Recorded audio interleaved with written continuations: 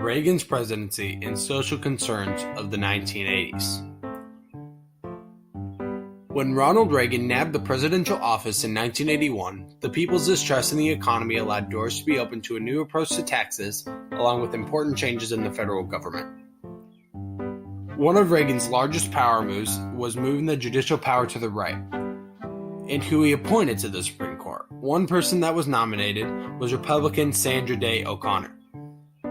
By using deregulation and cutting back government entitlement in business, Reagan was able to achieve one of his main goals of office, which was reducing the power of the federal government.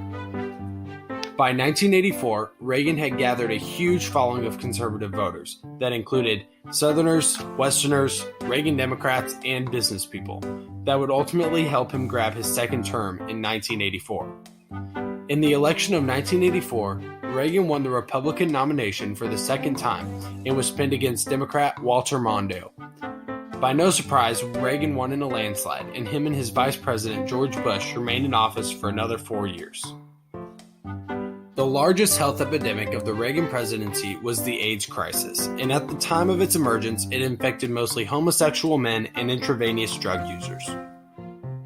The urban crisis affected cities like Baltimore, Chicago, and Washington, D.C., and it was caused mostly by middle-class whites moving to the suburbs and completely abandoning the cities and leaving the minorities to live in filthy, crime-ridden streets.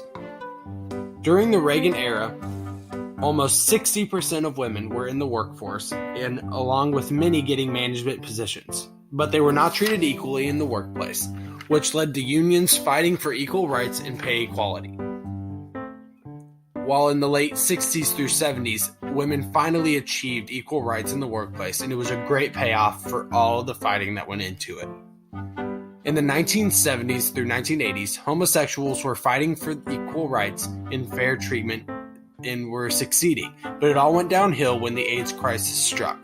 In response to the crisis, direct action groups all throughout the country fought for anti-gay discrimination. The Reagan presidency saw minorities taking the fight of equality to their own hands. African Americans, Latinos, Native Americans, and Asian Americans fought for their rights in ways of rallies and peaceful protests. In the election of 1988, Reagan was replaced by Republican George Bush for the Republican candidate, and Bush won, but at the end of 1988, most families were economically stable due to the presidency of Ronald Reagan.